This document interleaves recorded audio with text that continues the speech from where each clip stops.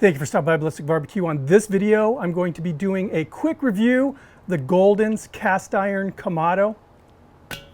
It's cast iron. Stoked about this thing.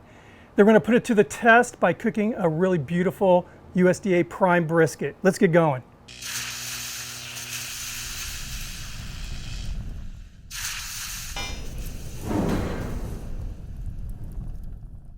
The first thing I'm going to do is answer a question I know will be asked if I forget to mention it, and that is, where's this thing made?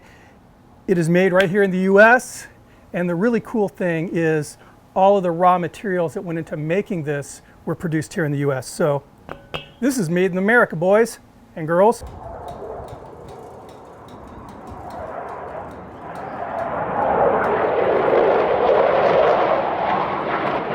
Let's get to reviewing it.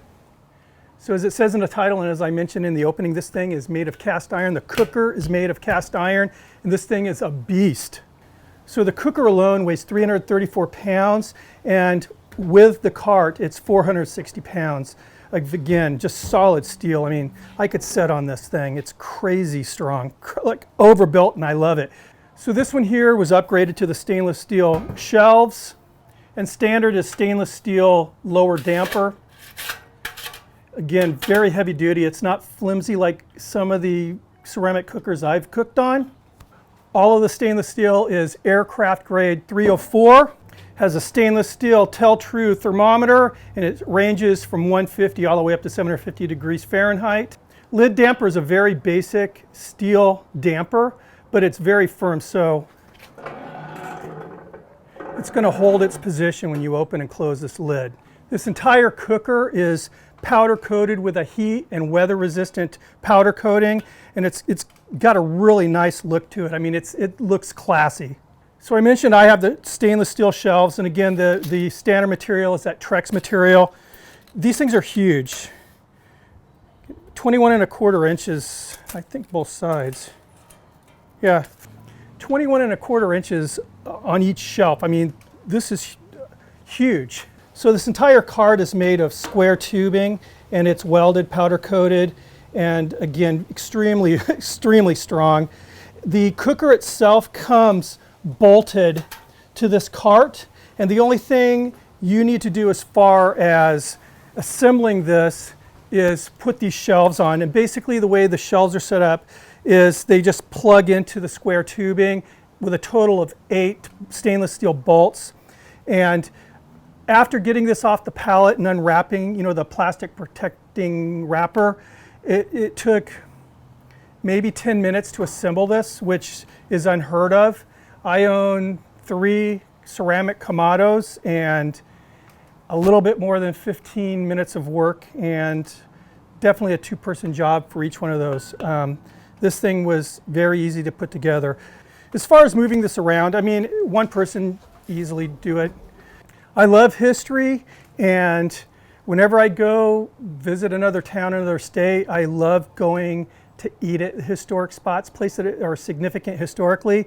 And again, this thing just screams of history, and you can feel the family owners of this, the generations of family that have owned this company. One of the things that was pointed out to me that I just think is so cool are the wheels. And these wheels aren't purpose-built for this cooker. These are actual pulleys that they've been making for generations, for, I don't know, farming equipment or whatever, that they added this, nice band to turn it into a wheel. And again, again, the family element kind of comes out when I look at those. I mean, it's just more than just a cooker. Let's get into the guts. So these are the 2-tiered cast iron cooking grates. And first of all, this thing is cool.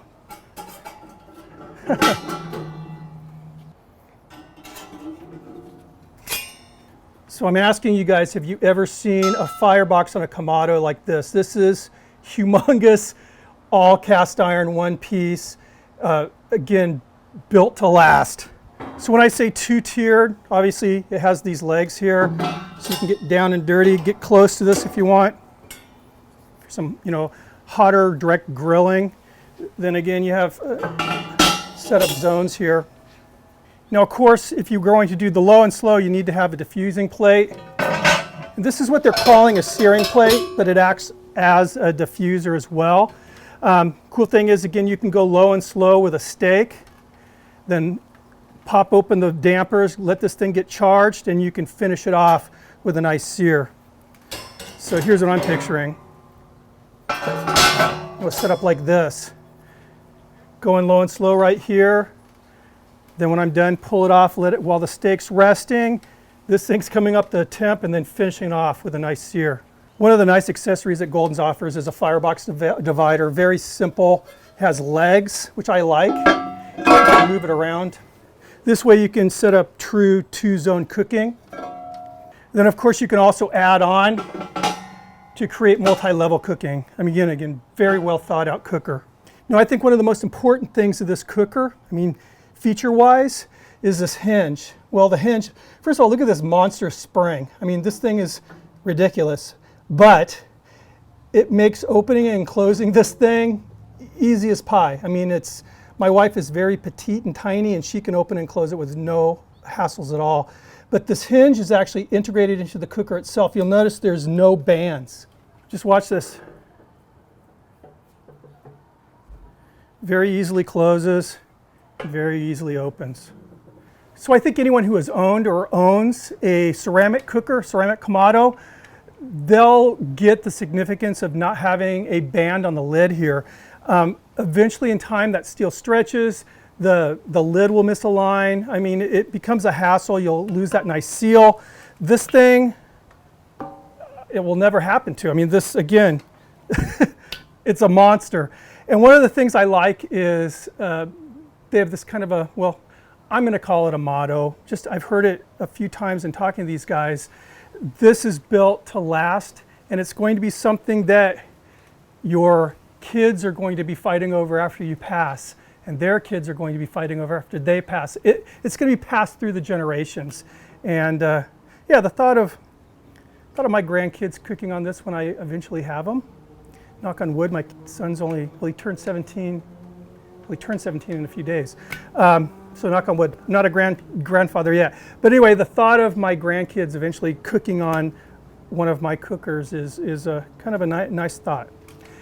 Anyway, all these cool features don't mean a thing if this thing doesn't cook. What I'm going to do now is turn off all the cameras. I'm going to play around with it to kind of learn the personality of this cooker, to see how it reacts to damper adjustments. Cook up some chicken off camera. When you see me next, we're going to be cooking up a nice, it's just under 13-pound USDA prime brisket. See you guys in a bit. Well, it'll be tomorrow. See you tomorrow. Good morning. I have the cast iron Kamado fired up. We're running at 250 degrees Fahrenheit, burning a little bit of pecan wood, and I'm burning lump charcoal. Actually, Golden's has their own lump charcoal, and I'm using that. I messed around with this thing last night. I cooked chicken, made a whole bunch of chicken thighs. After we were done eating, I was fiddling around with the dampers, just kind of bringing the temperature up and down, seeing how easily this thing controls. It controls very easily, breathes very clean. You can see very transparent blue smoke here. I got it locked in at 250 degrees and burned it for several hours up until I went to bed. So I've already got a lot of confidence in this. If you are familiar with Kamado cooking at all, this is no problem kind of transitioning into this. I mean, it's the same as a ceramic. So let's get this brisket on. So as I told you, 12-pound brisket, and I seasoned this with my buddy Jason Ganal's The Rub. As in any Kamado, you want to make sure you burp it before you don't want to just slam it open.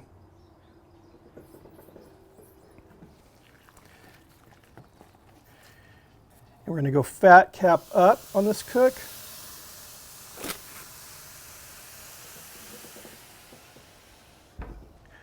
So one of the things I did when I was messing with this thing last night, when I was experimenting and getting to know my new cooker, I took a big old potato and I cut one of the ends off of it so it would stand up like a tower, I guess.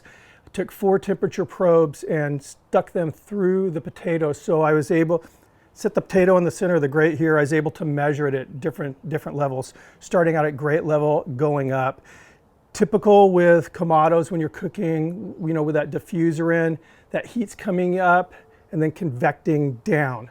So usually, well, all the Kamados I have, you're always going to have hotter air coming down than from below. So I am going fat cap up to protect that brisket from the higher heat coming down from above. If the hotter zone was from below, I'd have it fat cap down. Anyway, what I'm going to do now is just let this thing roll, check it in a few hours, and just make sure I'm running good temp. Like I said, this thing's already locked in. I'm not worried about having to make any damper adjustments. Once this thing develops a really nice bark, we're going to wrap this. We're going to wrap it in butcher paper today. So we're coming up on 4 hours. Wanted to give you guys a peek.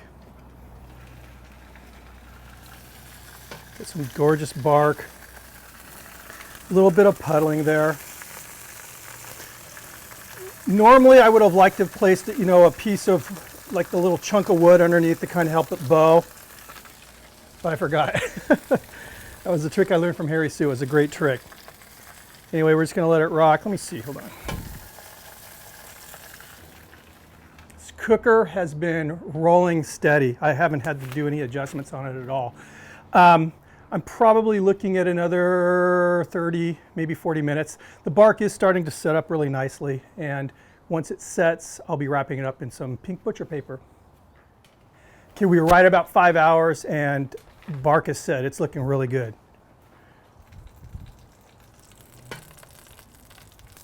So we're going to go ahead and get this off the pit.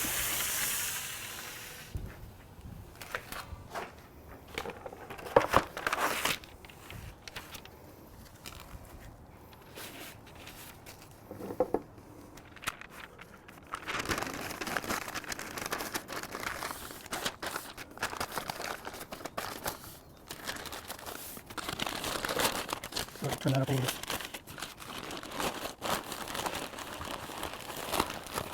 All right.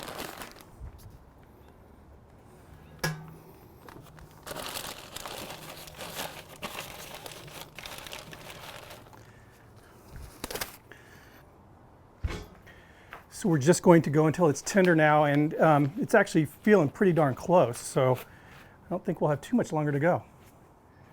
So I was on the phone a little while ago talking to Justin over at Baby Back Maniac, telling him, man, these shelves are so strong, I'll bet you I can set on them. I'll bet you they can bear my weight. I've never done this on a Kamado before. Anyway, so it's been about 8 hours now. I just checked the brisket for tenderness, and it is tender. Tender as all get out. So I'm going to go ahead and pull it. What I'm going to do, obviously the lighting here sucks right now. The sun is right over me. I'm going to try to get the brisket in an area where I can show you what it's looking like and how tender it is. So stand by for that.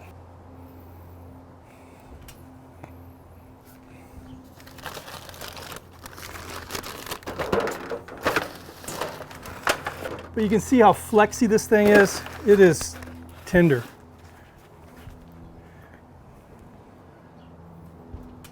All right, let me get this thing situated so you guys can see it. So you can see there's a hole right here and a hole right there and a point in the flat that I was using to poke the probe in. Let's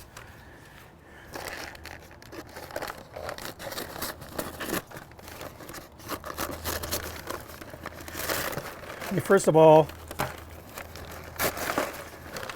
look at that. Jiggle, jiggle, jiggle. Must be jelly, because jam don't shake that way. All right. So probe, I wasn't checking temperature. I mean, yeah, it's done. Wow. So what I'm going to do now is I'm going to rewrap that in foil. I'm going to let it kind of vent off a little bit, rewrap it in foil, let it rest, probably a good hour or so until the sun kind of gets a little bit more cooperative with me. And then we'll make some slices, give you guys a try. See you in a bit. Hey guys, this is the first for me. So let me tell you what's going on here. I wrapped the video up last night, set up everything, my cutting board, sliced the brisket, tried the brisket, but there was a commotion going on, a very loud commotion in my neighborhood, and I honestly tried to fight through it. I was hoping my microphones wouldn't pick it up. The microphone picked it up. It was also very distracting for me.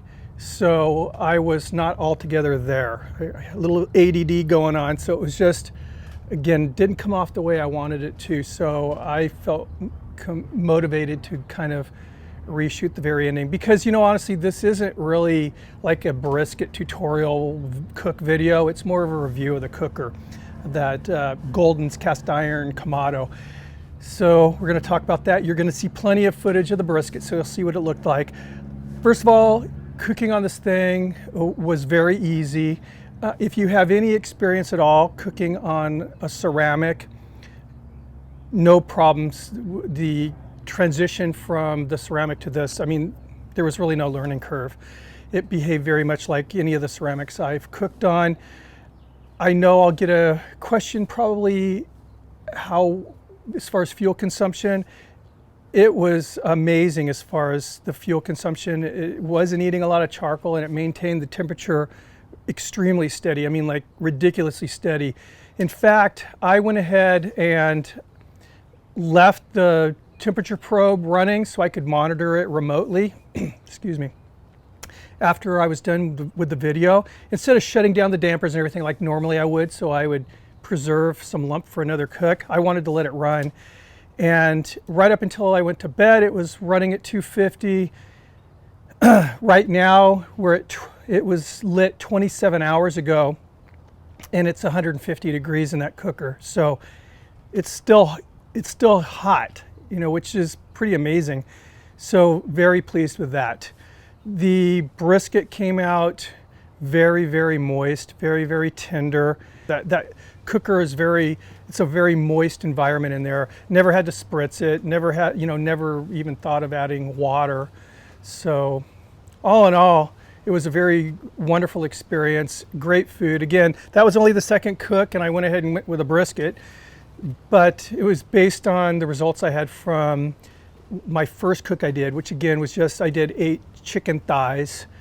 But then after I was done with that cook, I was just going all over the place with the temperature settings to see where it would land and how stable it was.